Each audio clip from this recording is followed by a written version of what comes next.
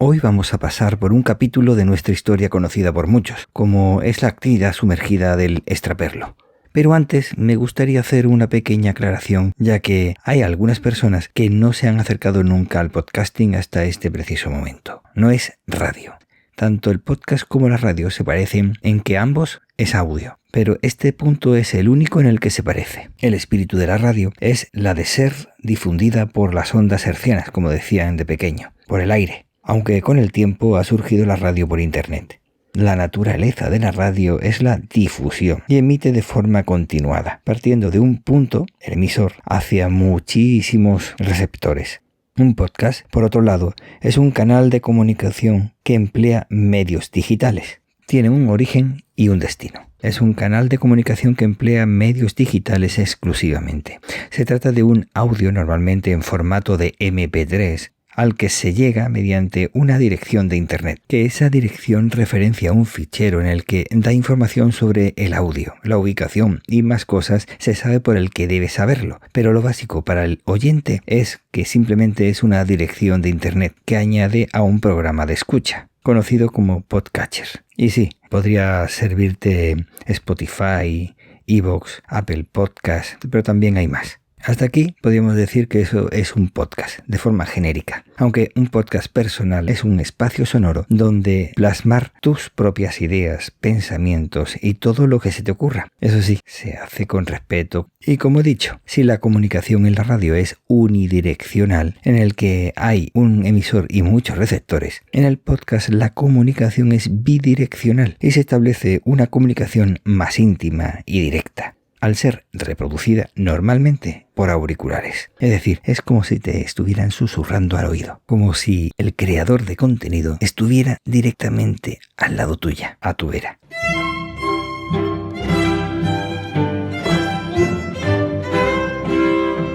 Bueno, dicho esto, una de las cosas que no podemos olvidar es que los seres vivos tienen el instinto de supervivencia. Esto y una necesidad de mejorar una situación complicada como la que se dio en la posguerra hizo que aparecieran formas que, sin querer queriendo, podían chocar contra los principios que ellos mismos imponían. Diario de Argifonte es mi diario sonoro. En versión podcast. Versión para llevar. Take away. Versión para descargar. Espero que te guste. Espero que te guste mucho. Espero que te guste. Si yo te digo, por ejemplo, es que yo, si empezamos así, pues... No, sigue. No, es que encima la calle Calvario tiene también su historia, como tiene todas las calles, o casi todas.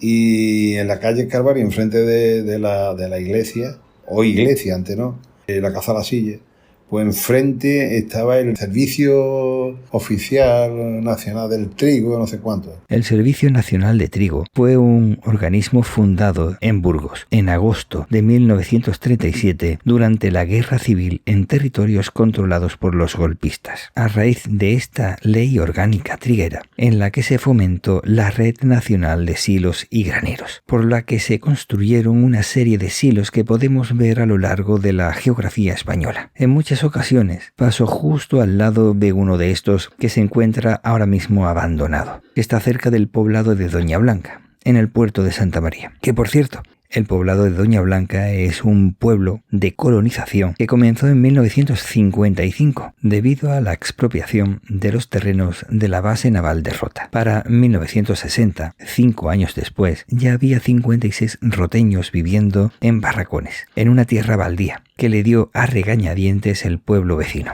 Como curiosidad y justo lo que le da el nombre al poblado, se encuentra una torre del siglo XIV o XV, donde dicen que fue recluida por Pedro I de Castilla, conocido como el Cruel, su esposa, Doña Blanca de Borbón, que vivió en el siglo XIV. Otra curiosidad también de esta zona es que se han encontrado restos fenicios declarados bien de interés cultural en 1991, el puerto fluvial fenicio más extenso del Mediterráneo y una necrópolis. Esta ocupación fenicia data del siglo VIII al III a.C., por lo que los restos púnicos en Chiclana, Cádiz y Doña Blanca tienen seguramente la misma edad, y quién sabe si no formaban parte de lo mismo. Pero sigamos con la sede del Servicio Nacional de Trigo en la calle Calvario, frente a lo que hoy es la Iglesia del Carmen, antes conocida como la Casa de la Silla. Pues enfrente estaba el Servicio Oficial Nacional del Trigo, no sé cuánto. En aquella época, de los años 50, resulta que la gente, el campo, tenía que entregar los productos al gobierno, ¿no? Y el gobierno se lo pagaba con un precio muy especial y tal, pero bajo un aforamiento. Quiere decir que, por ejemplo, había unos señores que no eran precisamente muy especializados en el tema, pero eran los que estaban. Y entonces iban a los campos y miraban una zona que ya lo habían hablado. Entonces esto lo vamos a sembrar de trigo, por ejemplo, ¿no? Entonces decía, bueno, aquí ¿cuánto hay aquí de trigo? Pues bueno, aquí hay 3 alanzadas de trigo, no sé cuánto, ¿no?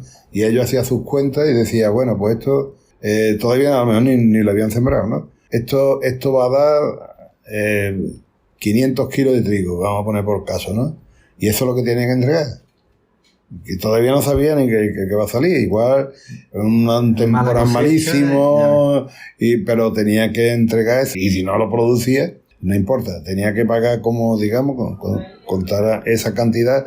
Y si no lo hacía, como una especie de penalización por no entregar. Entonces, siempre tiraba muy alto, ¿entiendes? Pero claro, los camperos nunca fueron tontos, ¿no? Entonces ellos tenían...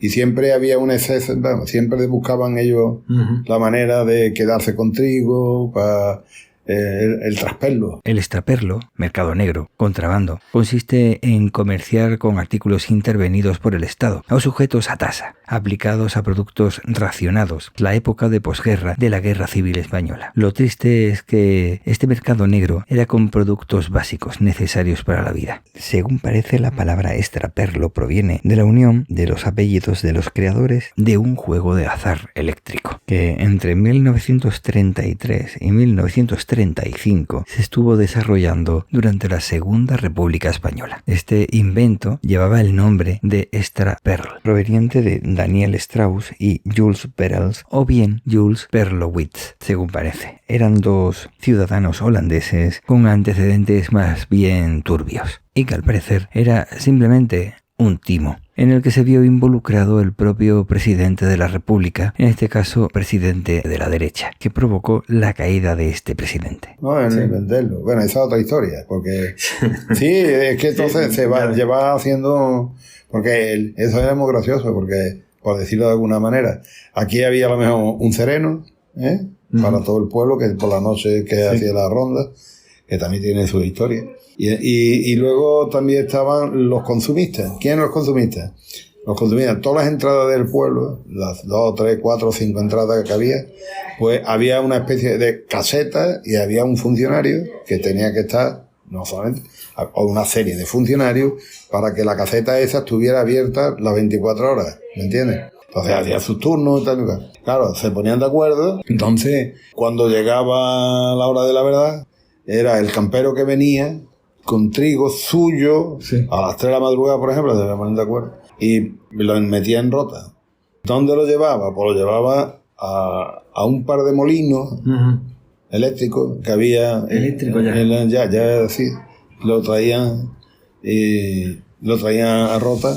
En la mina, la calle Mina, había uno, y otro estaba enfrente de la casa, una de las casas que hay, enfrente de la Peña Flamenca, en la calle Argüelles, ¿no? Sí. Entonces, se ponían de acuerdo, y el sereno se iba por muelle a las 3, por donde fuera a venir por donde entrara el filato que llamaba, ¿no? El consumo, pues también se quedaba dormido el tío, pasaba y descargaba y vámonos que nos vamos, ¿sabes? Entonces, ¿a cambio de qué? Pues a cambio de que por la mañana había también otra panadería, las panaderías y tal, que estaban en complot con ellos, y porque la panadería, como entonces se podía sacar las cosas con cupones, tenía, por ejemplo, para cada persona, el panadero tenía su cupo allí para darle pan de 100 gramos, que seguro no tenía 100 gramos, serían menos, porque todo el mundo andaba al pellizco. Le iban estas personas implicadas, La madre, el niño, no sé qué, iba al sitio y se llevaba el pan que le correspondía a cada uno.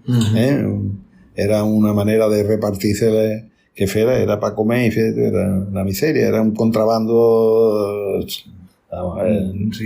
ridículo, vamos, que eso no se puede contar porque son cosas que eso no tiene delito, ¿no? Que roba para comer, ¿no? Que en este caso de robar es un poco raro. Total, que curiosamente de los molinos te explico que era curioso. Por ejemplo, de la Argüelles, la calle Argüelles, el que lo tenía era en Galea.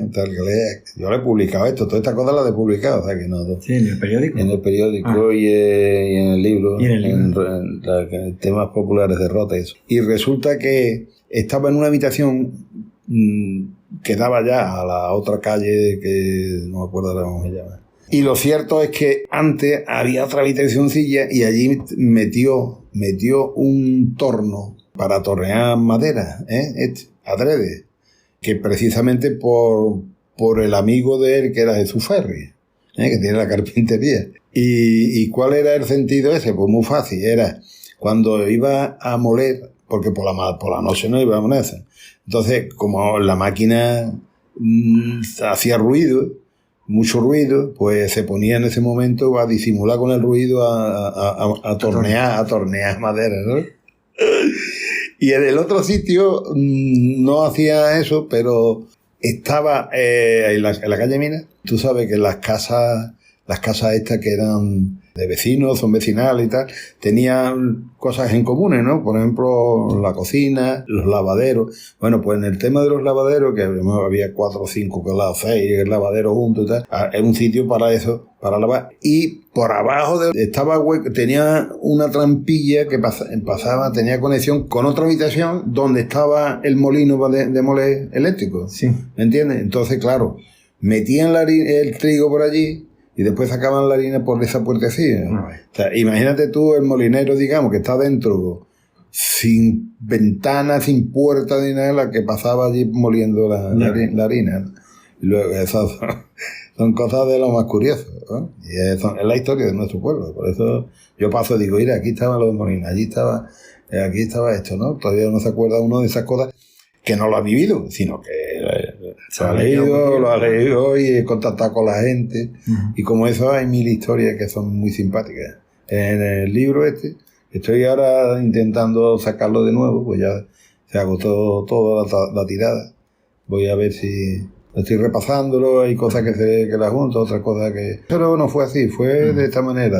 Vuelve a decir el nombre del libro. El libro, bueno, ya yo lo he vendido anteriormente y no va a cambiar desde luego el nombre, ¿no? Se llama Historias Populares de la Villa de Rota. En fin, hay un dicho que yo le pongo, que lo decía mi madre, decía, son cosas que pueden haber sucedido y no haber pasado, ¿no? Pues claro, muchas de las cosas que digo son de mi madre y de ella a lo mejor se las ha dicho su madre. Entonces, tú sabes que de uno en otro las historias van aumentando, disminuyendo, casi siempre aumentando. Entonces tampoco puedo poner la mano en el fuego porque no va a arropar por documentación ninguna, sino son de viva voz, ¿no? De lo que se sabe de unos a otros.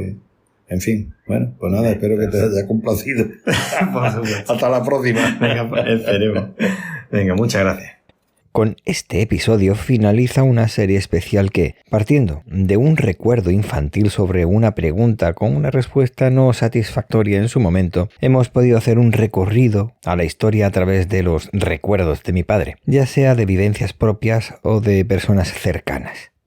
Esta conversación con él me ha servido como guía para relacionar experiencias, recuerdos y anécdotas propias y de otras personas cercanas con la localidad, con la historia local, provincial, autonómica, estatal e incluso mundial. Y es que normalmente la historia, digamos con mayúscula, la que suelen salir en los libros de historia, la que nos hacen estudiar según los intereses de unos u otros, no la sabemos relacionar con la intrahistoria. Con estas grabaciones se ha podido ver que tienen gran relación entre sí. Antes de nada, quiero agradecer a mi padre, Prudente Arjona, por compartir todo lo que ha contado. vivido y experimentado. Así quedarán plasmadas historias para familiares y, gracias a este medio como es el podcast, para todo el mundo. Por otro lado, quiero agradecer a Manuel Prado Plaito. No tengo el placer de conocerlo en persona, pero con una sola llamada que ha hecho mi padre, ha estado completamente dispuesto a buscar los documentos gráficos para apoyar lo que se estaba contando.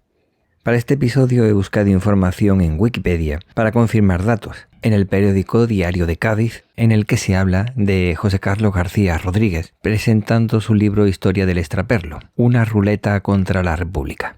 Sobre todo, y aunque sea lo último en mencionar, no es menos importante, es imprescindible darte las gracias por tu tiempo, a ti, al oyente. El que sabe de esto dice que el oyente de podcast suele ser una persona inteligente, ya que aplica la máxima que el ser humano tiene 2 oídos y una sola boca, de manera que hay que escuchar más y hablar menos. Cuando el oyente de podcast lo hace, es decir, cuando habla, lo hace con criterio y respeto. Por eso, si una persona inteligente me dedica un poco de su tiempo, no puedo más que sentirme muy agradecido por ese pago. Muchísimas gracias por escuchar, por dedicarme un poquito de tu tiempo valioso. Cuídate para poder cuidar a los demás. Y recuerda que el tiempo corre, vuela, así que apresúrate despacio. Puedes encontrar las vías de contacto en los comentarios del podcast. Hasta luego.